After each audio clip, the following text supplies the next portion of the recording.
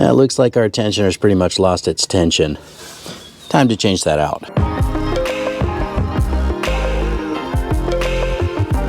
Hey, what's up YouTube? Dan the Fix-It Man. Got another quick video here for you. This is a 2013 Toyota RAV4 with the 2.5 liter engine, and our serpentine belt tensioner is completely worn out. Now you could see when this was running, that serpentine belt tensioner was bouncing quite a bit, but you can also just put your hand in here, obviously with the engine off, and pull on that belt and the tensioner, and you can see that that's pretty much lost its spring. So it's time to change that out. I'm going to show you how easy it is to do. Now you can do this job from above up here in the engine bay, or you can do it from below. That's completely up to you. If you do it from above, it's a little bit easier if you take off this coolant reservoir, and so that's the first thing I'm going to do. If you do it from below, you're going to need to take off the front passenger tire along with the plastic splash shield so that you can get access to that tensioner and that serpentine belt. You can get to this without taking off this coolant reservoir, but I'm going to remove it so that you have a little bit more room to see what I'm doing. Also, it just makes it a little bit easier to get at everything. That's just two 10mm bolts that mount this in place.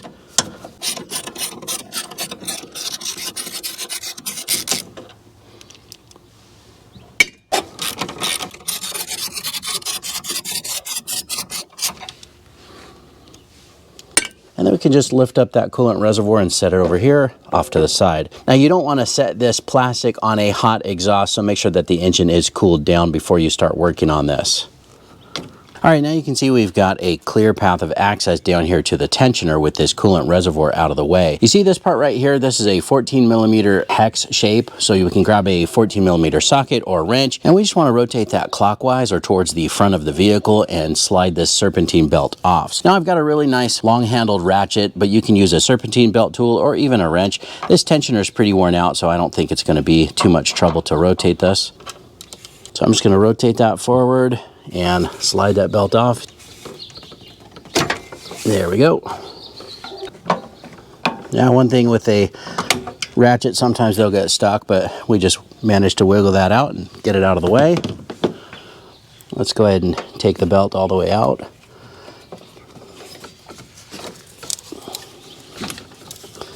Now it's underneath the tensioner here. I'm just gonna fish it out from below and then just wiggle that off of the crank pulley and take out the old belt. Not totally cracked or anything, but it does feel pretty dry, so definitely time for a new one. Now the bolt that holds the tensioner pulley on is this one right here, and that's a 12mm socket or wrench. That's a little snug for a ratchet, so I'm going to use this ratcheting wrench. This is a 12mm from Mountain.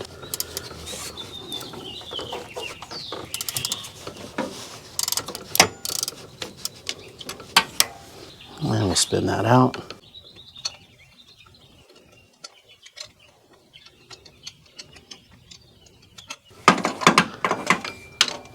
All right, and there is our old tensioner. Let's go grab the new one. All right, here's the old tensioner, here's the new one. They look to be the same, at least the same shape, same design.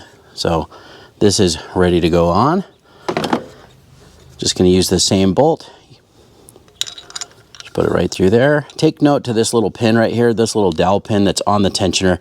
That does line up with a hole in the engine block. When you're putting this in, just make sure that you take note to that and line that up. You can see the little dowel pin right there where that lines up. It's pretty self-explanatory once you get in here, but just kind of threading this in by hand. All right, now the torque spec on this tensioner bolt is 15 foot-pounds, but I'm not sure if I can get a torque wrench in there with a socket on it. Yeah, that's not going to fit. So I'm going to try something a little bit different. I'm going to use a crow's foot here. This is a 12mm crow's foot on the torque wrench. And let's see if that gives us access to get on there and tighten that down. At least it'll be pretty close to that torque of 15 foot-pounds. It's working. There we go. All right, then we can put our new belt on. This is the 6PK 1257 from Goodyear, or the 1060495. I'll get links to the tensioner and the belt in the description that I used. All right, so we can just start by fishing this down and around. I'm going to start at the bottom with that crank pulley. Now, of course, I'll put a diagram up here on the screen so you can see exactly how this goes. All right, I've got it looped down around all the pulleys. The crank pulley was actually kind of hard. The belt didn't really want to seat into those grooves, so I had to reach down from below to push it in place, and I think we've got it now. Now, the other thing I wanted to point out is just a little trick.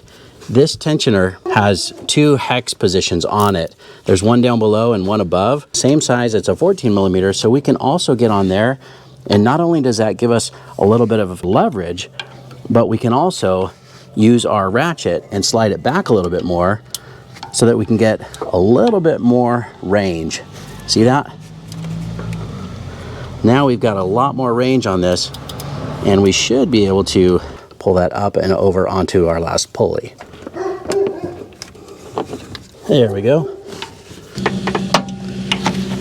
Now, before you let that tension go, just make sure that all of the pulleys are fully seated.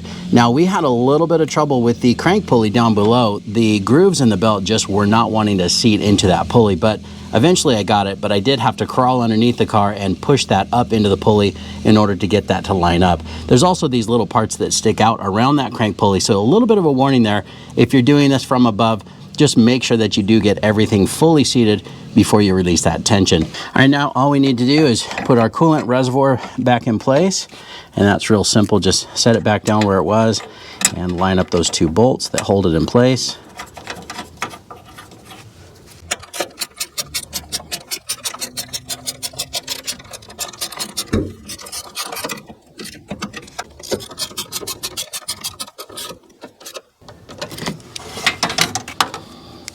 All right, let's just make sure everything's out of the way and that belt is fully seated. Let's go ahead and start it up and see how it looks.